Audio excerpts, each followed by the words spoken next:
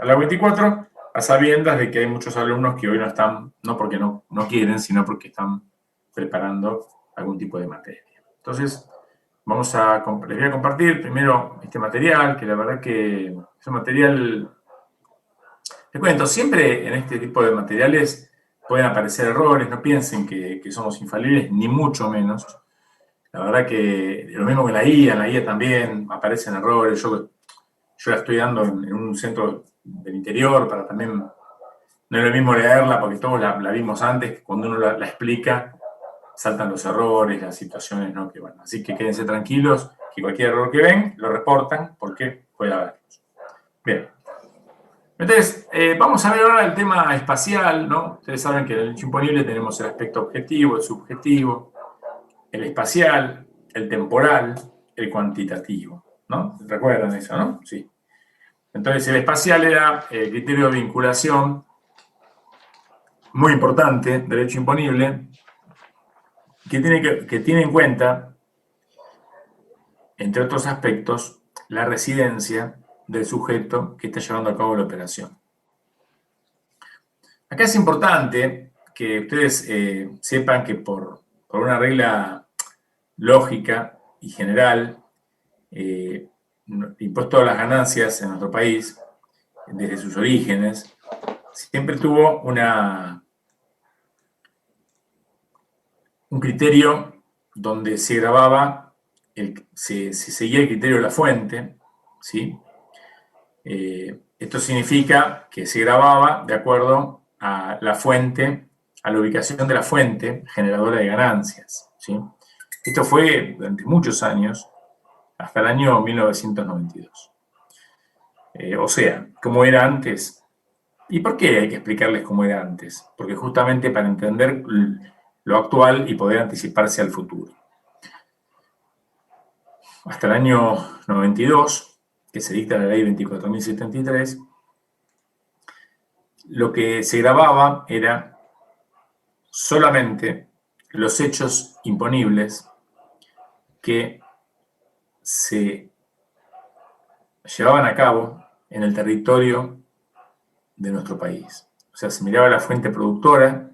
Entonces, el esquema que existía era cuando un residente fiscal argentino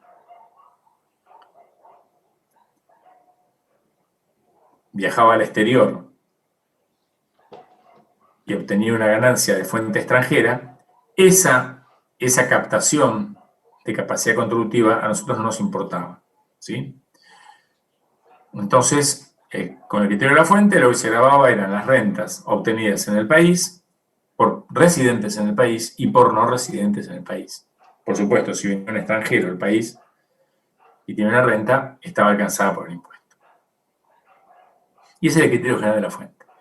A partir de esta ley, se cambia al criterio de renta mundial, que es el que estuvimos viendo, que el residente fiscal en Argentina va a tributar por todas las ganancias de fuente argentina y de fuente extranjera. Ese es el cambio. En cambio, para el residente del exterior sigue siendo igual que antes. Solamente va a pagar por sus ganancias de fuente argentina. O sea, lo que hace el criterio de renta mundial es, al esquema anterior, le incorpora la gravabilidad de todas las rentas obtenidas por argentinos en el exterior. ¿Sí? Está claro que tiene este esquema, uno con la primera vez que lo escucha, yo me acuerdo cuando coincidió con que yo me ponía a estudiar impuestos por primera vez en forma profunda y la primera sensación que me causó, me acuerdo, fue decir, mirá, tanto tardamos en grabar, ¿cómo dejábamos perder esas rentas, ¿no? Ese fue mi primer... Pero claro, después con el paso del tiempo uno se da cuenta que en realidad esas rentas que se perdían hay que compararlas con las rentas que actualmente se dejan de ganar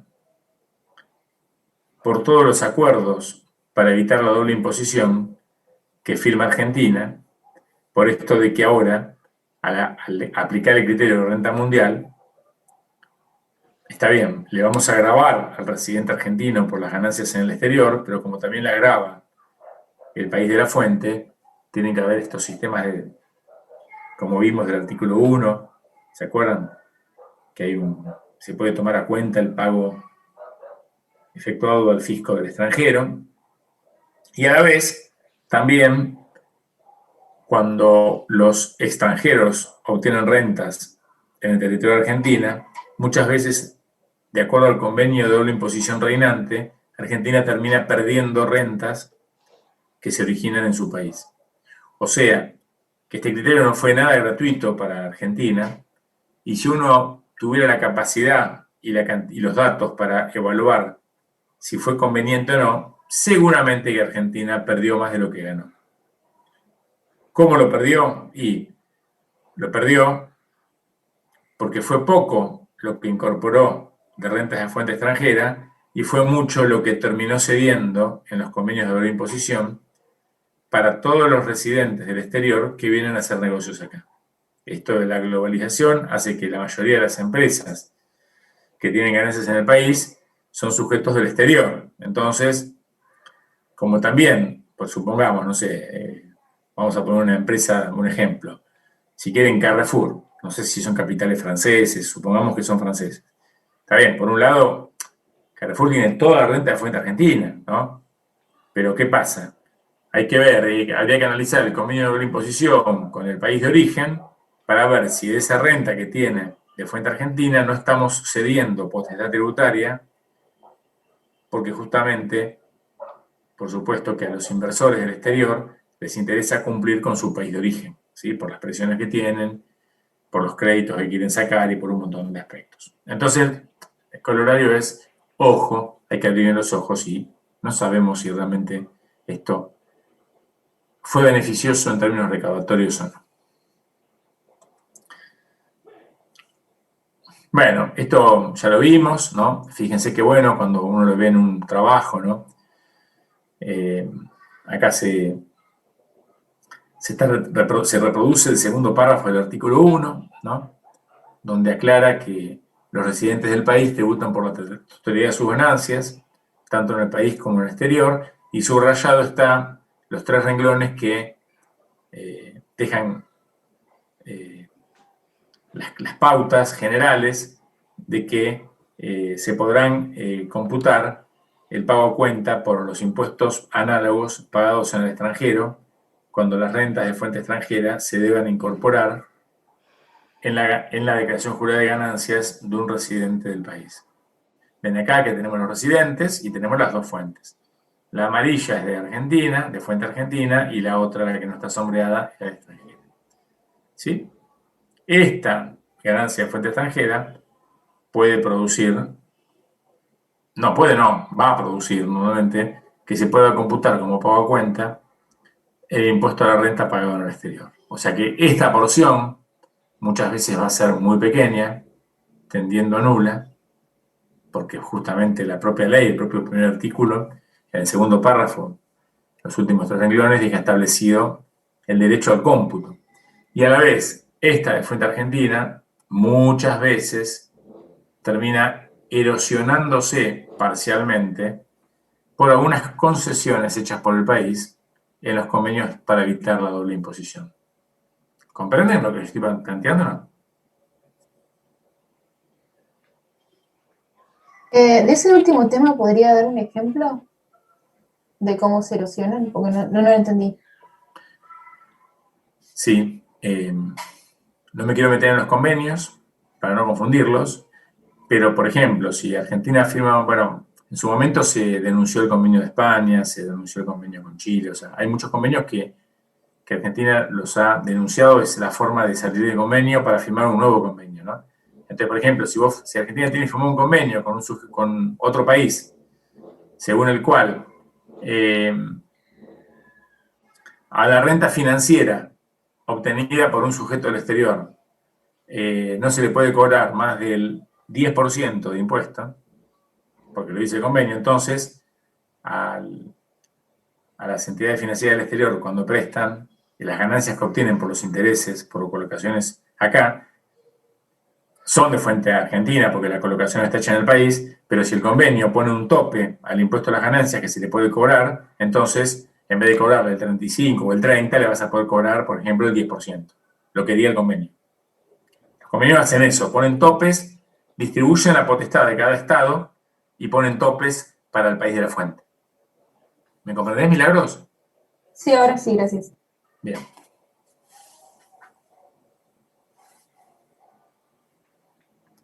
Hay otras cosas que van a ver otros párrafos. Yo voy a basar en lo más importante, ¿no? De las filminas estas.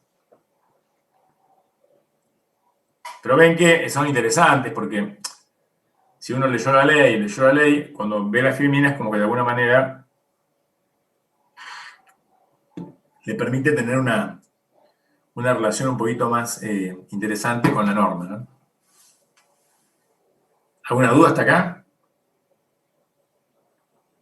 ¿No?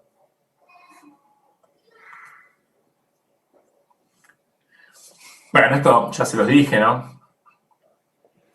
La referencia al carácter residente del artículo 33 no tiene nada que ver con esto que estamos charlando, porque es referencia a la residencia del artículo 33 de la ley, solo se refiere a los efectos de computar o no las deducciones personales. Así que siempre que hablen de residente o no, para la distribución de la renta, para ver si paga por las rentas de fuente argentina o extranjera, etcétera, no tiene nada que ver el artículo 33, ¿sí? Que se limita a determinar si procede o no el cómputo de las deducciones personales. Bueno, el 102 de la ley hace una definición de lo que es el beneficiario del exterior, ¿sí?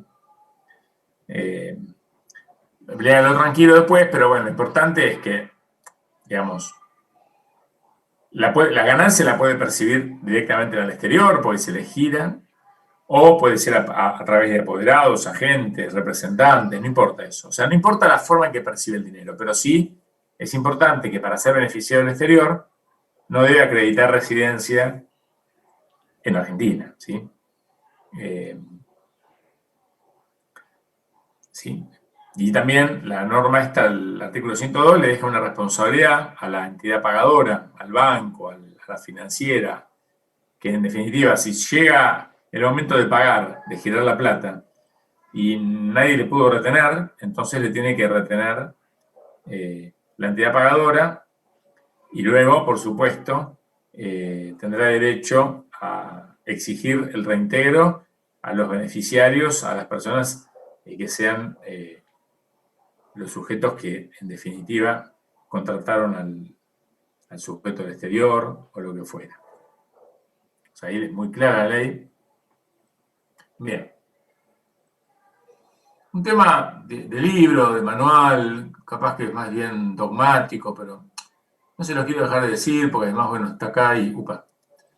Tengan en cuenta que en realidad nosotros veíamos que esta ley data del año principios de la década del 90. Sin embargo, el capítulo 8 de la ley, donde se define el concepto de residencia, por ejemplo, fue incorporado recién a finales del 98. O sea, hubo 6 años que estaba en la ley asumido el criterio de renta mundial, pero no se había incorporado elementos necesarios para liquidarlo. Por ejemplo, definir quién es residente. Entonces, entre 92 y 97, hubo algunas controversias entre el organismo y los contribuyentes, porque el AFIP decía, no, hay una ley que obliga a pagar a los residentes por las rentas de fuente del país y del exterior. En cambio, la doctrina, los contribuyentes decían, no, pero yo no puedo liquidar porque faltan normas, o sea, la norma no dice quién es residente, y yo no sé si soy residente de esos efectos. Bueno, acá van a encontrarse con alguna jurisprudencia, esa es la discusión, quiero que entiendan cuál es la discusión.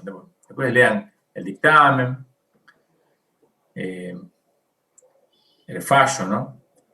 Y el fallo, que es de la Corte Suprema, siempre que vean CSJN es porque ya, de alguna manera, se puede tomar como que es algo definitivo.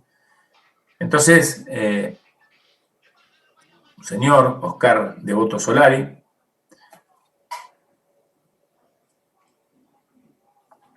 el fallo terminó saliendo tarde, ¿no? En el año 2010, ¿no? Fíjense, 12 años después de la ley 25.063 y 18 años después del pronunciamiento de la ley, lo que dice es que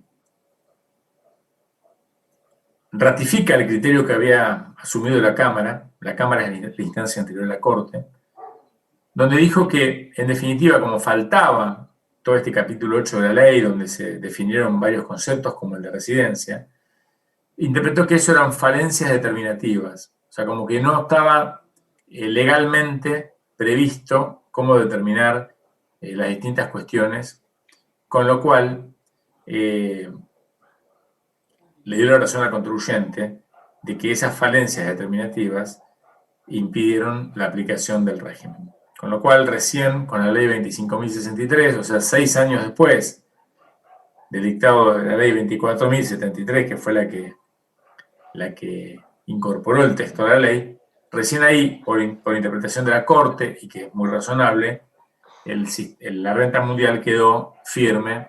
Mírenlo tranquilos, esto está el esquema, la verdad que está muy bueno, pero en definitiva habla de varias cosas, ¿no? Este esquema. De la técnica legislativa, cómo el mismo Congreso tardó 6 años en dictar la norma, cómo la Corte tardó tantos años en dictar el fallo. Bueno, esto habla un poco, es una síntesis, es una metáfora del sistema tributario argentino, que no es solamente la ley y el decreto, es la ley, el decreto, la justicia, como decía. Bueno, acá en este fallo, en este cuadro, ven un poquito el escenario, ¿no?, difícil en el cual estamos. Bueno, esto es importante acá, en esta primera lo que tienen que hacer es ir a cada uno de estos artículos y ver si lo entienden. O sea, si entienden qué es residencia, cuándo se pierde, qué excepciones hay a la pérdida. O sea, por ejemplo, un embajador en otro país. Bueno, todo eso está.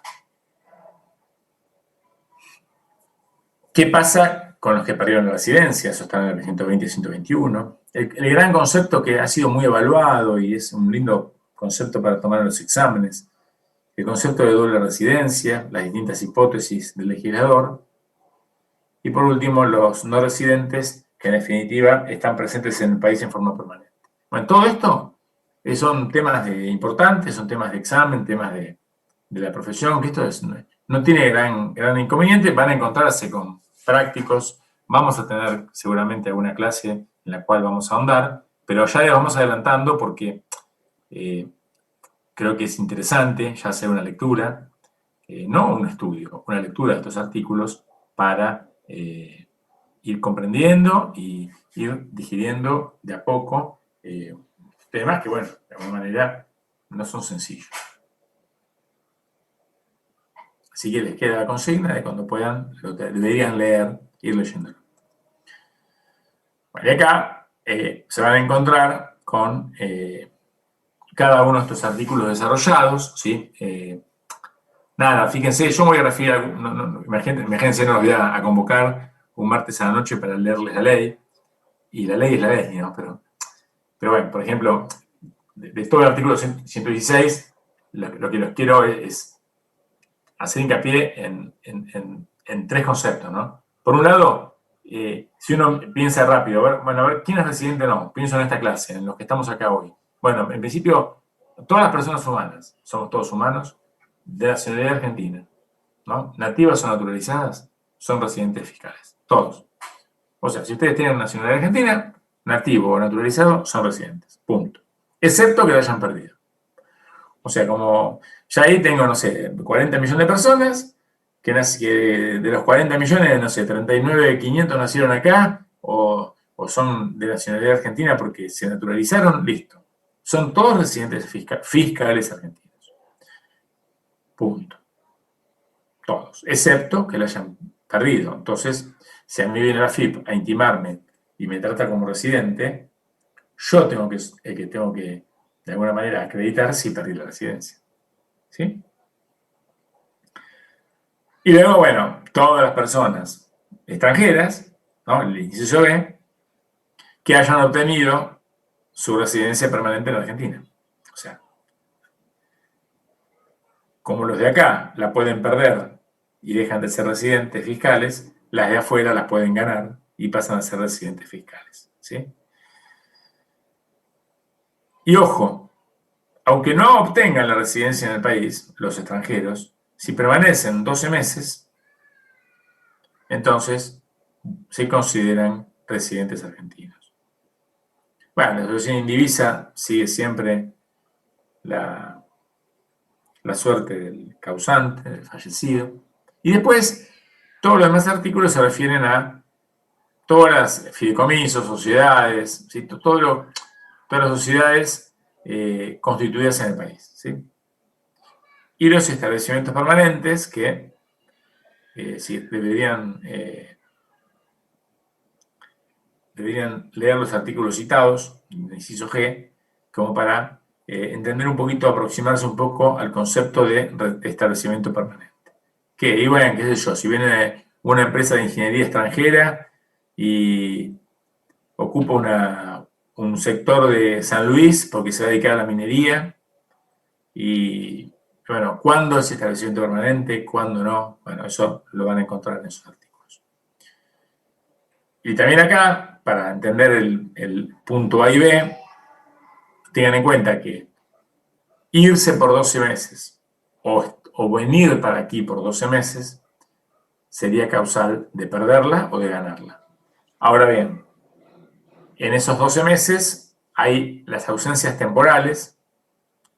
Si no suman en los 12 meses más de 90 días, no se computan a los efectos de hacer caer el tiempo transcurrido. Ejemplo, si vos estás 12 meses acá, pero te fuiste en el medio 4 meses al exterior, entonces no se cuenta los 12 meses porque estuviste más de 90 días en el exterior. En cambio, si vos estás 12 meses acá y estuviste 85 días en el exterior durante esos 12 meses, entonces no importa, igual adquirís la residencia fiscal argentina. ¿Comprenden? No. ¿Sí? Bien. Bueno, aquí hay también, es interesante, es un gráfico interesante, poco, ¿sí? Para que vayan entendiendo lo que estamos charlando. Y acá está un poquito explicado, también está citado el artículo 281 del decreto, por esto que les decía de las ausencias temporales, ¿sí? Bueno, esto los invito un poquito a que lo lean, tranquilos, con estas explicaciones que les di, ¿sí? Acá está el caso práctico de, a partir de, está bien, listo, supongamos que un italiano viene al país, se radica el 1/1/2020, o sea, 12 meses se cumplen a fines del 2020, ¿sí? Entonces, como será residente argentino, de acuerdo a la ley, a partir del primer día del mes inmediato subsiguiente. Bueno, entonces en ese caso, como se cumplió en el 31/12/2020, la residencia en definitiva tiene efectos a partir del 1 de febrero de 2021. ¿Sí? Primer día del mes subsiguiente sería, entonces no enero, sino febrero, primer día. ¿Sí? Es decir, un ejemplo para que no les quede duda, porque también es típico ejercicio de parcial. ¿Sí? Con otras fechas, pero el criterio siempre es el mismo. Y acá está la fuente, o sea, quieren entender esto, tienen que leer el segundo párrafo del artículo 116 de la ley. ¿Sí? Todo lo que está citado, todos los artículos que están citados. Bien, el 119, por supuesto, inciso B, todo. Bueno, acá hay más ejemplos, mírenlos tranquilos, están muy buenos. Esto le suma para poder intentar hacer la práctica cuando llegue el momento, todo, ¿no? Bueno, todo esto, mírenlo tranquilos, son todos ejercicios prácticos. ¿Sí? Ahora es al revés, se analiza la intención o no de pertenecer en el país y la doble residencia. Esto también yo quiero que lo lean y eventualmente en la próxima clase, el martes que viene, yo le voy a dedicar primer media hora de la clase a todas las dudas que haya del material. Esto por supuesto que lo voy a comunicar en el grupo de WhatsApp, pero voy a esperar al jueves a la noche que la mayoría de los alumnos hayan rendido, así no les genero ninguna angustia ni incertidumbre, ¿sí? Así que yo lo voy a comunicar en el grupo que, bueno, que lo vean todo el material y que, bueno, cualquier duda me la preguntan la primera media hora del martes que viene, ¿sí? Porque hay ejemplos, hay algunos elementos adicionales. Pero la idea es que todos estos ejercicios sean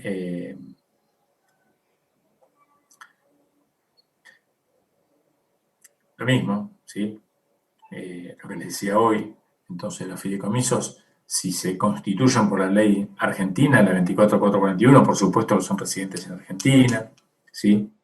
Lo mismo si los fondos comunes de inversión se constituyen por la ley argentina. Si se constituyen en Londres por la ley de Inglaterra, no, de Reino Unido. O sea, para todas las sociedades y todas las figuras, o todo lo que son captación de capitales, hay que mirar la fecha en que, perdón, el país en el cual se constituyó de acuerdo a sus normas. Eso le va a dar la residencia, ¿sí? Bien. Bueno, fíjense que después van a tener también, por un lado, el artículo 73 de la ley, que es donde tendrían que leer en el inciso B la definición de establecimiento permanente. Y por otro lado, necesitamos un dictamen, esto es la jurisprudencia administrativa que les decía hoy, que sería la opinión de la FIP a través del servicio jurídico, donde se deja el pronunciamiento, define algunos aspectos definitorios de un establecimiento permanente o estable, ¿sí? Y fíjense que cuando uno, fíjense, un domicilio y una actividad desarrollada, ya puede ser comercial, industrial, agropecuaria, minera, o que esté organizado en forma de empresa, o sea, que comporte la existencia de una dirección, una estructura orgánica y un patrimonio. O sea, no es que si viene un ingeniero a hacer un relevamiento de campos para ver si un inversor extranjero va a comprar esos campos, viene un ingeniero agrónomo, ¿no? Y se queda 6 meses en el país, analizando, sacando muestras de la tierra, analizando si vale la pena invertir en esos campos. Obvio, eso no va a ser un establecimiento permanente, porque no hay una actividad, no hay una dirección, una estructura orgánica, un patrimonio. Es una persona con una valija y, ¿no? Bien. Y estable, ¿por qué? Porque tiene que haber una intención de perdurar en el tiempo, ¿sí? Por eso, lo mismo, el profesional que viene a hacer un estudio de la tierra, lo termina y se vuelve. En cambio, si viene una inversión a explotar una mina y bueno, ahí ya puede tener intenciones de perdurar en el tiempo. Por supuesto que habrá que verificar muchos más elementos para saber si es un sujeto del exterior, si es un establecimiento estable o si es un sujeto del país. Pero eso, bueno, será de acuerdo a la forma jurídica que asuma, de acuerdo a un montón de aspectos que los vamos a ver también con la práctica. ¿Sí? Bien. Bueno, nuevamente, estos son los aspectos que estuvimos charlando, están nuevamente explicados, pensando en la persona humana. Nuevamente estamos con los 12 meses, digamos, es como que está un poquito repetitivo porque la idea es que, bueno, que les sirva para cuando se pierde. Bien. Déjame ver una cosita.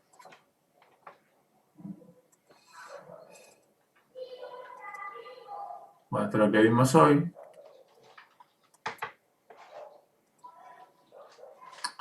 Y después el concepto de doble residencia que les contaba hoy, que acá lo tengo un poquito explicado, ¿no? Entonces,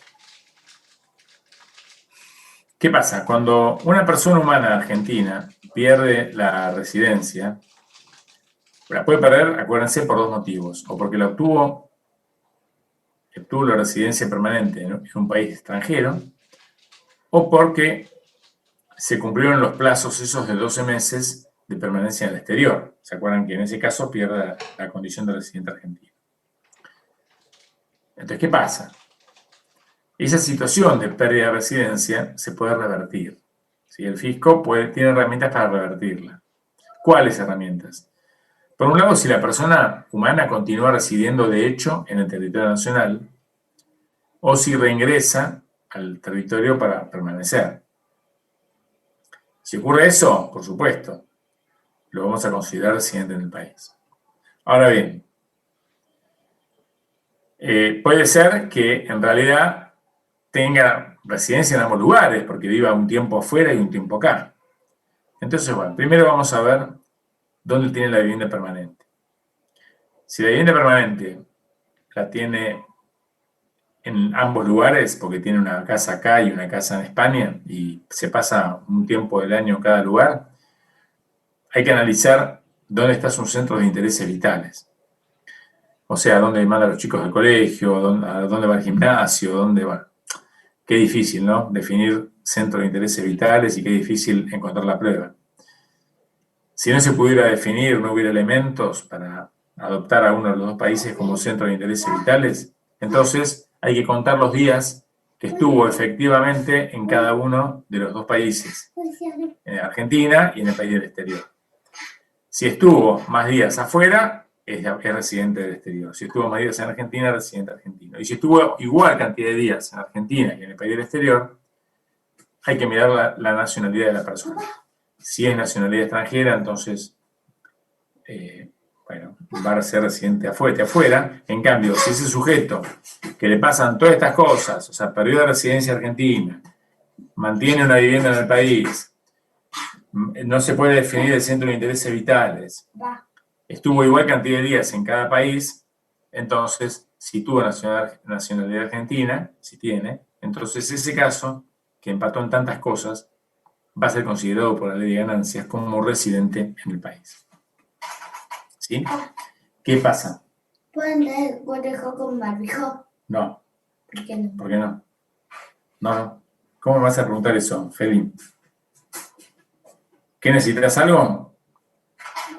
Perdón, pasa que tengo a la de 12 años aislada y bueno, la de 6 no entiende nada, son muy compañeras y quiere entrar al cuarto de Josefina, con barbijo, pero bueno. Nada. Bueno, ¿van comprendiendo o no? Por eso, capaz que en una firmina, es mucho trabajo para el docente de la ISO, pero también es mucho trabajo para el alumno, porque está buenísimo, pero hay que leer muchos artículos, ¿sí? Porque nunca esta filmina va a alcanzar para contestar una pregunta en un examen. Porque no la vamos a hacer la pregunta para que miren la filmina y la copien. O sea, la idea es hacer una pregunta. Nosotros las preguntas las hacemos.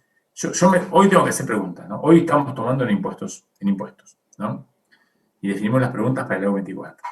Las preguntas, no sé, ningún alumno, como están en sus casas con toda la tecnología ese día, digamos, no la vamos a plantear en un lugar común en el cual ustedes pudieran copiar y pegar esto o mirar y decir, listo, sí, nacionalidad argentina. O sea, la idea de las preguntas son, el docente, ¿qué hace? Yo cuando hago las preguntas, lo hago con la ley abierta y con el decreto sobre el escritorio. O sea, combinando más cosas, por supuesto, el alumno que estudió las filminas, leyó la ley y el decreto, tiene gran probabilidad de aprobarla. ¿Sí? Pero para eso hay que ir estudiando a poco, porque si no después la ley se encuentran con la ley es larguísima, el decreto es larguísimo, la jurisprudencia, después vienen bienes personales. Por eso es fundamental ir estudiando a poco, ¿no? Para llegar. Bien. Bueno, de acá hay un montón de aspectos de todo esto que charlamos. Hay resoluciones generales, hay algunas cuestiones del decreto, bueno. Entonces, de alguna manera, en este documento, también está la bibliografía, bueno, se van a encontrar con que, al principio, de una clase que uno le puede dar, todos estos temas los puede dar a lo largo de varias clases, porque primero hablamos de residencia, pero capaz que uno no lo da con tanto lujo de detalle, porque yo me pongo a dar jurisprudencia, pero bueno, el trabajo en equipo, y le vamos presentando estos apuntes, como para que sea un disparador, para que ustedes vayan viendo cómo se arman los temas y que tengan material para estudiarlos, ¿sí? Eso es un poquito la idea. Bueno, a la fecha, ¿tienen alguna duda de este material, de lo que habían podido leer o de lo que charlamos? Son 40 hojas, digamos, 41 hojas, es bastante. ¿Tienen alguna duda? Obvio que lo tienen que saber a leer, ¿no? ¿Quién lo estudió? Me he dicho hoy, ¿Quién me dijo hoy? Yo, profesor, Profe. Erika, lo estuve leyendo. Y Erika, ¿qué te pareció? No, está muy buena la filmina. Igual estaba leyendo, también había estado leyendo lo que subió la profesora y era un poco más resumido, eso que usted estaba comentando. También están los prácticos, porque como está subido la práctica con la solución, también ahí están comentados, y como también los estuve leyendo el fin de semana para tenerlos siempre frescos, para que porque por ahora no estamos tan atareados con las materias o no nos han dado tanto para leer, y nada, me puse a leer el material, había llegado a leer justo uno que era, ay, ¿cómo es?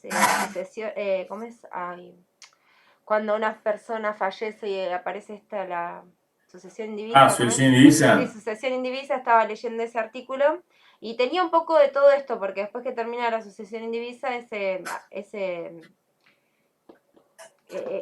archivo contiene todas estas cosas y no, muy interesante, la verdad que después también hablaba, ese archivo que yo estaba leyendo, hablaba un poco de cómo era la liquidación, que nosotros todavía no la hemos visto, que primero, bueno, tenías que ver esto de en qué categoría entraba, después había que ver también, bueno, decía que vos tenías que ver perdón, lo de los gastos era último. Después en el medio había que hacer otra cosa, después venía lo de los gastos deducibles y bueno, después estaban los gastos que eran deducibles, que ya son personales, porque primero estaban los gastos que le correspondían al... A ver, ahora lo voy a buscar. Sí, ahora lo voy a buscar.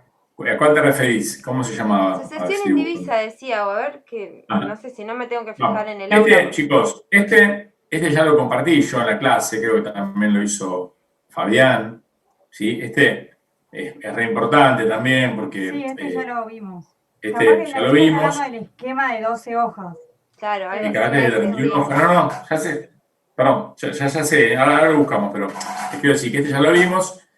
Bueno, de alguna manera también es importante que lo repasen, que lo estudien. O sea, esto lo tienen que leer varias veces porque es un poquito, es como cuando si algún día construyen, su familia hizo una casa o capaz que los primeros 3 meses uno va a la obra y hay pozos, no se ve nada, ¿no? Pero dura un montón y un montón de plata porque se mete fierro, se mete cemento, pero son las bases de la casa, ¿sí? Después es rápido, el ladrillo se pone rápido. Pero acá capaz que ustedes, con estas firminas, con estos conceptos, están viendo las bases, y no del impuesto a la ganancia, de todos los impuestos que le van a venir. Porque están viendo que hay un hecho imponible, que hay una ley, de cómo se compone el hecho imponible. Por eso es fundamental que vean todas estas firminas, que las repasen, que las vayan viendo una vez por semana para ir forjando los conceptos. Bien, bueno, vamos a ver ahora. Yo acá, que les voy a compartir ahora, la verdad, no lo ven, ¿no? Esto no lo voy a leer. Sí, ¿Alguien lo leyó? Sí, yo le estaba diciendo que ese estaba leyendo. Ah, bueno. Sí, ese. Sí. Va. Este fue uno de los primeros que dio. Claro. ¿Cómo? Que ese ¿Cómo, fue uno de Milagros? los primeros que leímos, me parece. Fue lo Está bien, primero que ¿lo estaba leyeron? subido. Sí, Lo subí al toque. En realidad es un esquema que yo ya se los mencioné a ustedes. Tiene un montón de elementos, pero lo mismo, o sea, traten de leerlo. Acá está definido un poquito los pasos que debe dar un contador para armar el criterio de una declaración jurada de una persona, ¿sí? Sabiendo que conviven la imposición global y la imposición cedular. También sentando la base de que hay que ver la residencia de la persona, por esto de la renta mundial. Entonces, la verdad que hay una explicación muy sucinta de lo que es la imposición global, también de lo que es la imposición cedular. Un poco estos apartados que estuvimos trabajando y un resumen.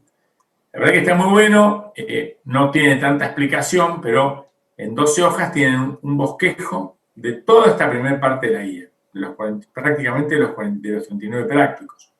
Le definen las categorías, dónde están, en qué artículos.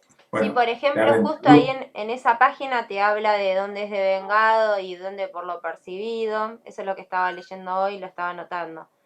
Claro, son 12 hojas que, digamos, piden lo que les circule, los apuntes, preguntas de examen porque no le sirve. Esto es un trabajo muy bien hecho por una docente que se incorporó este año y la verdad que está bueno.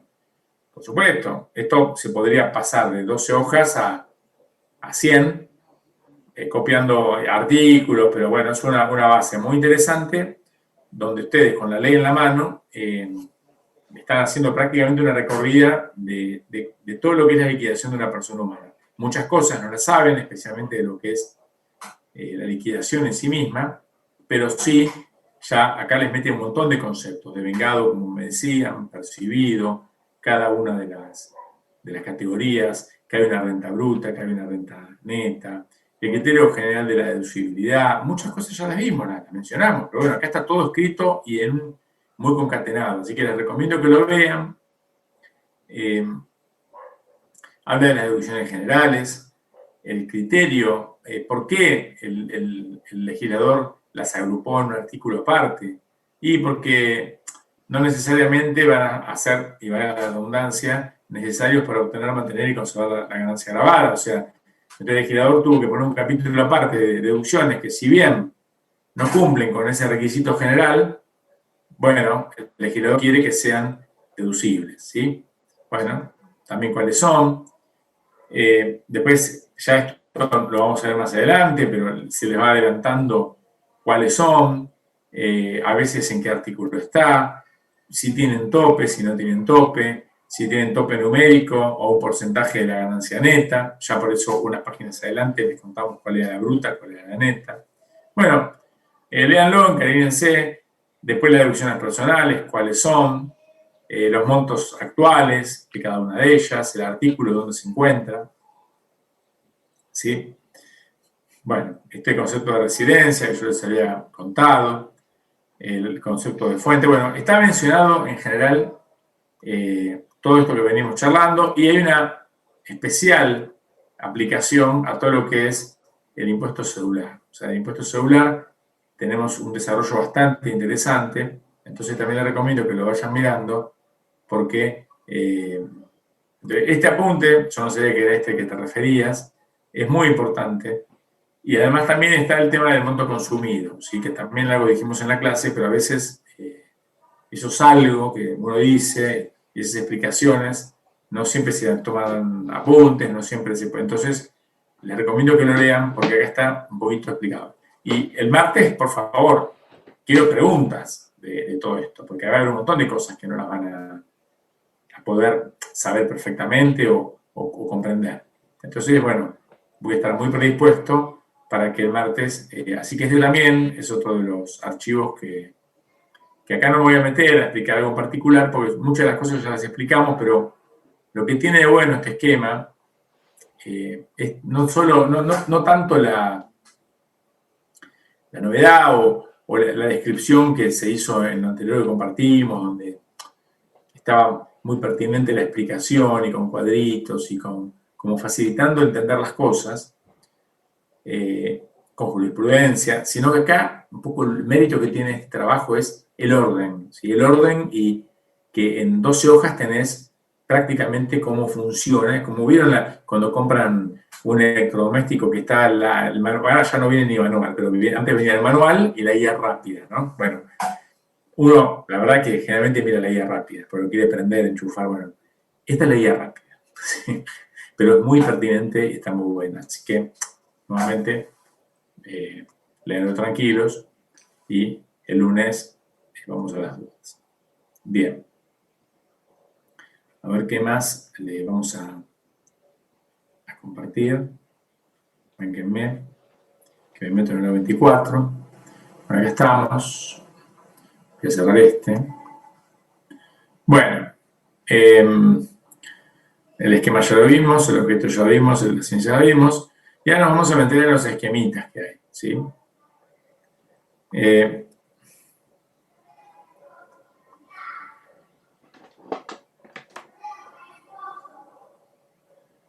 Permítanme, ¿eh? No, voy a hacer les voy a mostrar otro, a ver si lo encuentro rápido.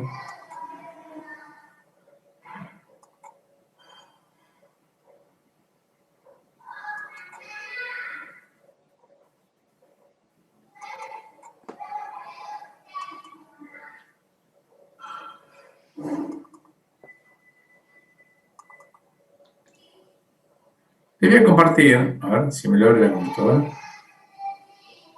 Ah, ya está.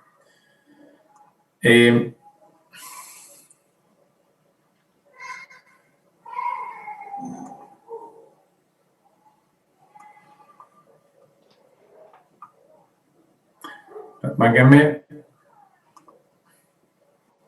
Ya. Ahora les voy a compartir un esquema. Si capaz que lo vieron, esto lo subió otro profesor. Este esquema, bueno, en realidad lo tienen varios porque es un esquema muy, muy básico, muy interesante, que después ya le pedí a ver si lo podemos subir a la U24. Esto sería un esquema para que se vayan imaginando, ¿no? Está bien, supongamos que ustedes tienen un cliente y tienen que liquidar ganancias. Entonces, bueno, por un lado tenemos la parte global, ¿sí? Entonces, fíjense, ¿llegan a ver, no? Sí, sí. Sí, sí. Sí, Bien. sí, se ve. Fíjense, tenemos por un lado la determinación del global, ¿no? Donde tenemos las 4 categorías. Fíjense que están en un orden, no están 1, 2, 3, 4. Están 2, 1, 3, 4. Después les voy a contar por qué. Fíjense que tenemos primero que determinar una ganancia bruta, una renta bruta. Bueno, la ley tiene un artículo en cada una donde se puede entender cuáles son las operaciones que hay que cuantificar para obtener esta renta bruta, ¿sí? También el decreto reglamentario tiene algunos artículos que nos ayudan a determinarla. Veremos un criterio general de imputación, que es percibido para segunda, devengado para primera. O sea, hay que saberlo, porque hay que saber en qué momento, en qué ejercicio, en qué año se imputa la renta. ¿Hay deducciones especiales de cada categoría? Sí, hay que ver los artículos, ¿sí? El 86, que es, bueno, común, después hay que ver el 90, el 89, hay distintos artículos. Entonces, ¿qué pasa si existe quebranto? Bueno, si existe quebranto de la categoría, entonces, por supuesto, que se va a computar. ¿Por qué? Porque cada categoría puede tener un quebranto en años anteriores y eso daría lugar a que se compute antes de determinar la ganancia neta, ¿sí? Los quebrantos, primero se computan los de segunda, después los de primera, después los de terceros y después los de cuarta. Por eso se eligió este orden para exponer cada una de las rentas. Y ahí se llega a la ganancia neta por categoría, ¿no? Al sumar después la ganancia neta de primera, de segunda, de tercera y de cuarta, a esa sumatoria se le aplican las deducciones generales del artículo 85, en el 83 está el criterio general, los gastos de sepelio. Luego se saca un resultado y sobre ese resultado se calculan las donaciones, la cobertura médica asistencial y los honorarios de asistencia médica que tienen tope, ¿sí? Estos que tenían tope de 5% de la ganancia neta. Después, recién acá vamos a ver, hasta ahora estábamos viendo los quebrantos de las categorías en este año, o sea, si segunda me dio quebranto, o primera me dio quebranto, o tercera. Estamos viendo porque yo puedo ganar mucho con segunda y perder con tercera, ¿no? Y mi renta va a ser una sola. En cambio, recién después de todo este trabajo, llegamos a el cómputo de los quebrantos de ejercicios anteriores, para lo cual hay que tener estudiado el artículo 25 de la ley, ¿sí? El artículo 25 es donde se determina cuáles son los pasos a seguir, las pautas y los requisitos para computar los quebrantos hasta los 5 años anteriores, ¿sí? Cuando no se pudo computar y pasaron ya más de 5 años, se pierde. ¿Cuándo no se puede computar? Y cuando una empresa da muchos años seguidos quebranto, o en algún año da ganancias, pero son muy pequeñas como para absorber los quebrantos acumulados, ¿sí? Fíjense que después de computar los quebrantos, llega una ganancia neta impositiva, o puede dar quebranto el ejercicio, por supuesto. Si dio quebranto, no puedo computar ningún quebranto, ¿no? Los quebrantos se computan contra ganancias.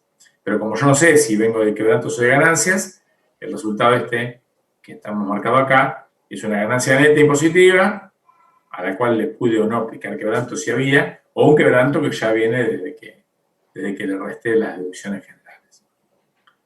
Y recién ahí vienen las deducciones personales, ¿sí? O sea, todo esto que el impuesto era personal, bueno, el impuesto real o personal, bueno, es personal porque justamente toma en cuenta las cargas de familia, el mínimo imponible, deducción especial, etcétera, etcétera. Y una vez que computo todas estas deducciones personales, que no pueden generar quebranto, es hasta el tope de la ganancia, recién ahí surge la ganancia neta sujeta a impuesto. O sea, esa es la ganancia, esa es la base imponible, la ganancia neta sujeta a impuesto es la base imponible sobre la cual le voy a aplicar la tabla del artículo 94. ¿Sí? En el artículo 94 se establece cuál es la tabla que voy a aplicar para obtener el impuesto determinado de la persona humana. ¿Comprenden, no? Sí, está muy, muy entendible. ¿Lo va a subir este archivo, profesor? Sí, sí, le voy a escribir al profe, a ver si capaz que lo está revisando, porque puede haber algún artículo que se vieron que pone abajo texto ordenado por decreto. Sí, sí, le voy a escribir y si lo tiene listo le voy a pedir para subirlo. Porque está bueno, porque hay una visión, te das cuenta un poco. Entonces, hoy que estás. Y bueno, en práctico 1 estábamos viendo si las operaciones se encuadran como operaciones grabadas, entonces estamos acá arriba viendo si generan renta bruta. O sea, una operación exenta no está acá. Una operación no grabada no está acá. ¿Sí? Después cuando vemos imputación estamos viendo si va a este ejercicio, al otro, qué parte, qué porción. Profesor, ¿Sí? y ahora que salió un nuevo cambio en el impuesto a las ganancias, ¿lo van a dar esto, la suba del mínimo imponible, cómo impactará sobre los ingresos de los trabajadores y los jubilados? ¿Eso lo van a mencionar o...? Mirá, no está todavía. Ah, yo lo vi en una noticia, por eso. Ah, no sé, es algo que se haya aprobado hoy, creo que no salió la ley todavía. Si interfiere sobre temas No, dados, dice vamos. que introduce el proyecto oficial, o sea, como que está en proyecto, no Si creo en que general, cuando son normas que se modifican lo que estamos viendo, si es algo muy sencillo lo incorporamos, si no, no, porque si no se hace una confusión y nos basamos en lo que es la liquidación de 2020, que es la que va a vencer en mayo. O sea, vos cualquier libro, cualquier norma que te compres ahora, no lo va a tener eso porque ni siquiera no hay ley. Entonces, lo más probable es que nos basemos en lo que está ahora, en la liquidación del 2020, y a los que rindan este año los evaluemos así. Después, bueno, si te quedas, si no la rendís, vas a tener que ir incorporando todas las modificaciones, esa y todas las que haya.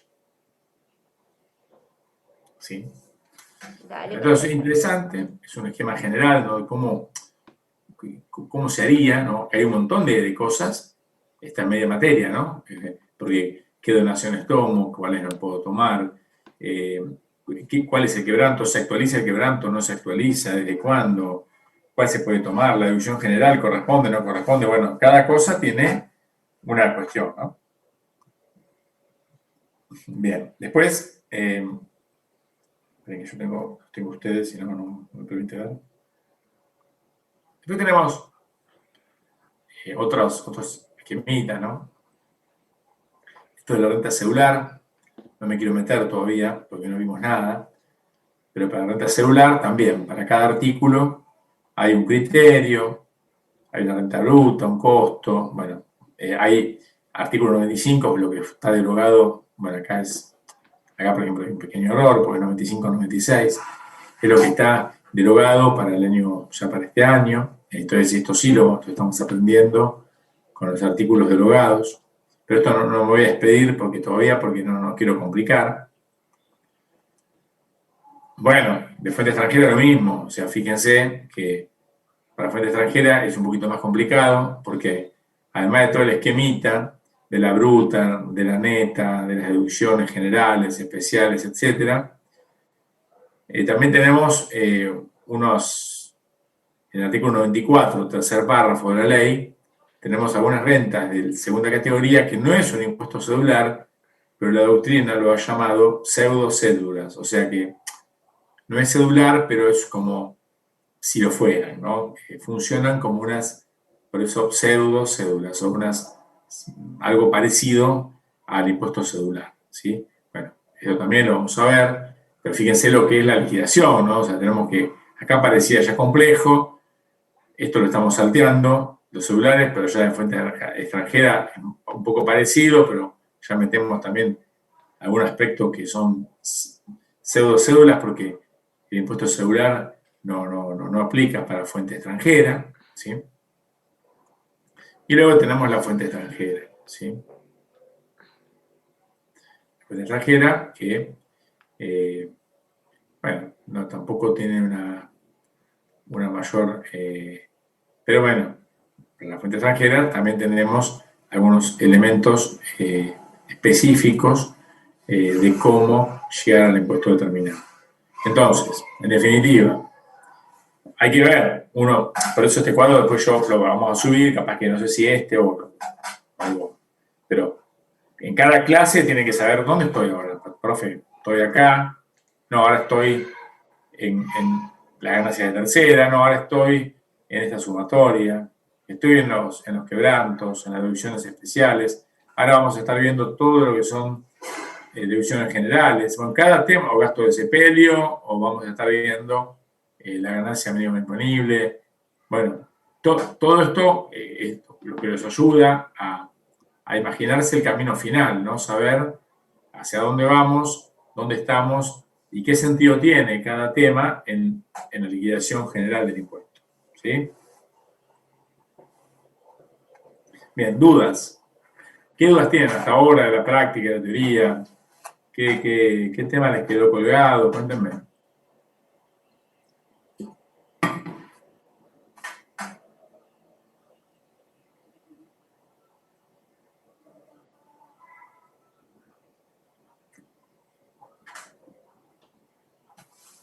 Díganme algo.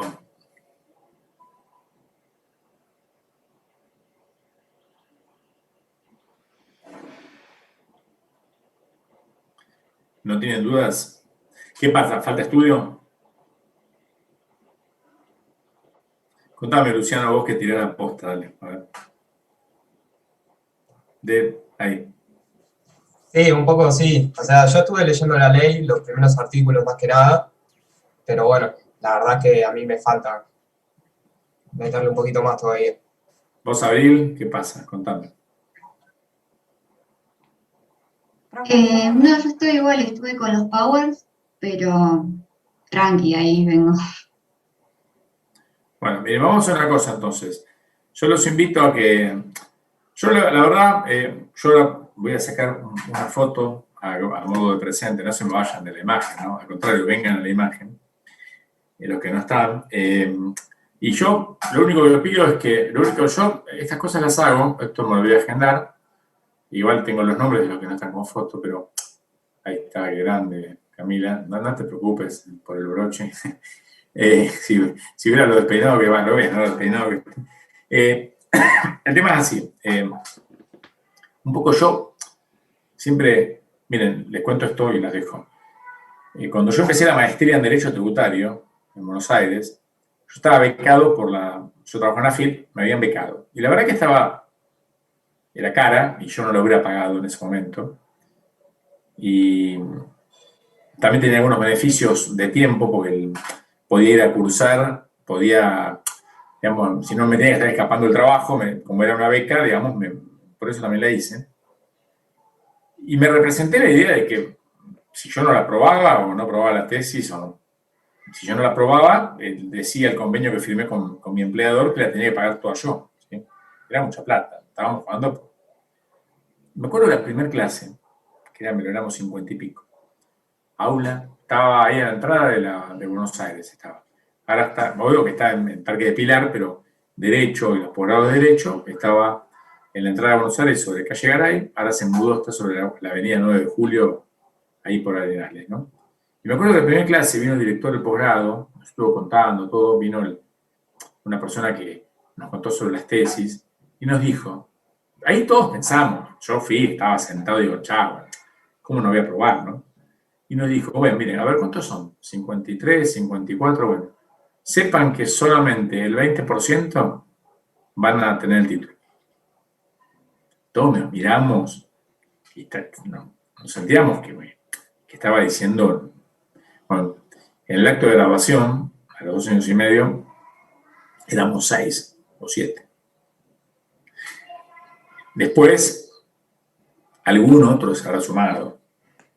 Pero hay una realidad que dice, si vos haces un posgrado y no lo vas siguiendo al día a día, después la tesis no la haces nunca más. Pues ¿cómo te pones a escribir? Me siguen, ¿no? Bueno, acá pasa lo mismo.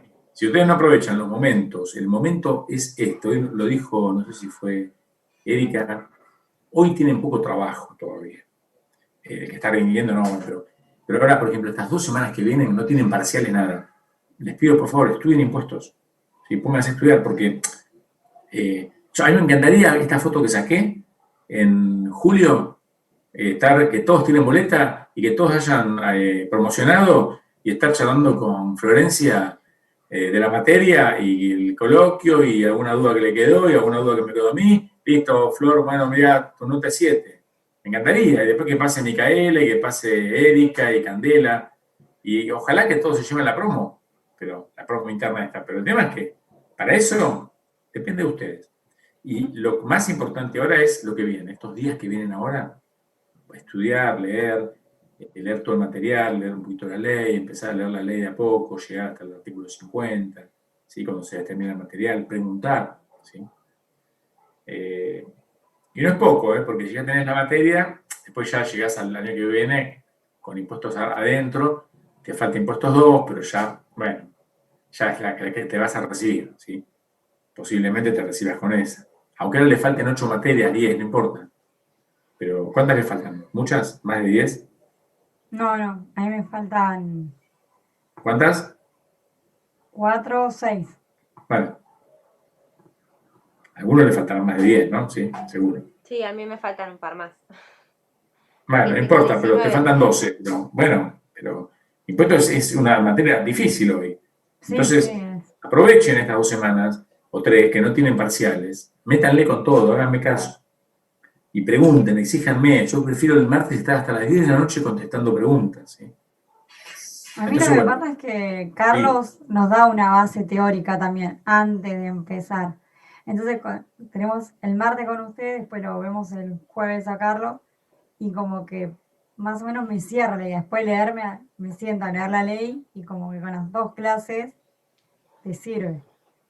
Entonces, sí, la yo lo que llevo les más digo en- también, sí, pero está bien, Florencia, me alegro lo que decís, pero también tengan en cuenta que, porque hay docentes que yo vi porque le contestan al jefe, al JTP y le dicen, pero es mucho, ¿cómo vamos a dar 8 prácticos en un día? Obvio, nosotros queríamos que sean 4 la semana pasada y 4 esta, pero como muchos alumnos no podían, dijimos, bueno, damos los 8 la semana anterior, ¿no?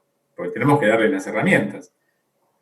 Por favor, quiero que sepan que no hicimos muchos prácticos porque nos emocionamos y después nos dimos cuenta que había pocas clases. Hicimos muchos prácticos porque consideramos con Fabián y tratamos de convencer a todos los actores y con varios de los docentes, ¿no?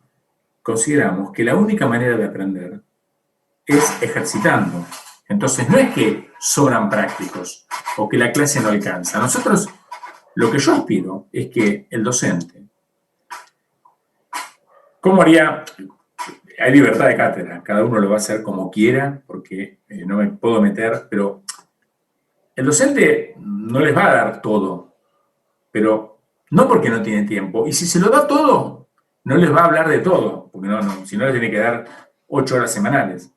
¿Qué va a hacer el docente de práctica? Más allá de cómo se organice cada uno, que yo les doy plena libertad, porque además tengo chicos con mucha experiencia, tengo personas que están en la cátedra hace muchísimos años y son excelentes, como Oscar, como Marcelo, ¿no? Y los chicos que se incorporaron son muy buenos también. Magalí es excelente, Marcos, bueno, Carlitos ya había estado en la cátedra. Pero la idea es que el profesor, yo por ejemplo, ¿yo qué hago? Les cuento lo que hago en matemática para no meterme en, yo no estoy yo soy ayudante en matemática, ¿sí? O sea, yo titular en impuestos, pero mantengo mi rol de ayudante en matemática porque me gusta mucho de relación con el alumno y me gusta. Entonces, ¿qué pasa? ¿Yo qué hago? Me dan el práctico de combinatoria. ¿Se acuerdan de combinatoria o no? Bueno. No hay necesidad Son- de acordarse Son 20 ejercicios. Entonces, están ahora están los adicionales, no importa. Yo les doy, no me lo dice nadie. Yo como ayudante, ¿qué hago hace años? Les doy un ejercicio, yo invento 5 ejercicios para diferenciar bien los temas y después les doy la guía, les doy de los 20 10. Si tengo tiempo, no le doy más de 10. Y si me sobra tiempo, no se los doy. Y si quieren más, le doy otros 10 de otro lado. Pero los de la guía le dejo 10. Porque yo necesito que tengan la necesidad de resolverlo. Porque no se aprende escuchando, se aprende resolviendo. Se aprende con la necesidad de tener que resolverlo. En ese momento, vos decís, esperá, lo dijo Patricio, lo dijo Carlos, o lo dijo... Pero a ver, ¿y qué hago con todo eso que me dijo? ¿Cómo lo manejo? ¿Sí? Un poco manejar es el gran ejemplo, ¿no? Que vos podés jugar al golf, todo. A veces poco, me cuesta cualquier deporte, juego todos porque tengo voluntad y siempre estuve entrenado, pero me cuesta, no tengo esa técnica como Luciano, que capaz que le pega con chanfle. Yo, jueguitos, te hago 4 con la pelota y se me cayó y se me fue al vecino. Y hay pibes que agarran la pelota y hacen 20. Bueno, entonces yo tomé algunas clases y yo estoy hablando con un amigo y me dice, no, Pato, no que juega al golf. Me dice, no, Pato, vos tenés que... Vení conmigo, fui con él, me dice, yo te acomodo la mano, y después tenés que ir en el parque de tu casa, tenés que pegarle 500 veces por día. La única manera de aprender es ejercitando vos. Y después, bueno, pasa un profesor que te corrija. Bueno, acá pasa lo mismo, o sea, no es que hicimos muchos prácticos porque se nos fue la mano. No. Hicimos muchos porque queremos que la mitad, como mínimo, la resuelvan ustedes. Antes de la clase, después de la clase, no importa. Entonces, también los convoco a que el estudio, como me contaban recién, también sea mirando los prácticos y decir, bueno, a ver, ahora terminamos 9 menos 10 cuarto, ¿no? Listo. Chicos, ¿nos quedamos un rato en el aula? Dale. A ver, vamos a hacer el 1. Sí, el 1. Pero no mirando la solución. Vamos a hacer el 1. Y ahí Abril dice, el 1, Patricio, te lo hago de taquito. Dale, hacelo. A ver si lo... Porque si lo lees 100 veces el resuelto, 100 veces vas a decir, claro, sí, es así. Pero una cosa es leerlo y decir, sí, obvio, es así, y otra cosa es hacerlo. Entonces, les propongo también, como herramienta de aprendizaje, que el docente les va a dar una parte, la otra parte la tienen que resolver ustedes. Ahora, por ejemplo, para la clase que tienen algunos que, bueno, ustedes no van a tener, pero que tenga clases, o el que vaya a tener la semana que viene, repase, vea todos los ejercicios hasta el práctico 11. Trate de resolverlos, después vea la solución. Deje la solución aparte, nuevamente al otro día trate de resolverlos. Porque muchas veces lo que no tienen que usar para esto es la memoria. Lo que tienen que usar es el razonamiento y la incomodidad. La incomodidad de combinatoria, que ahí uno dijo, ¿para qué nos hace acordar de eso? ¿Sí? La tienen muchos alumnos en el primer parcial. ¿Y qué pasó? No hicieron el ejercicio. En cambio, si la tuvieron durante la cursada, de alguna manera se acostumbraron a esa incomodidad y saben cómo salir bien parados. ¿Sí? Entonces, eso es un poquito, y les vuelvo a repetir, por eso la guía tiene tantos ejercicios.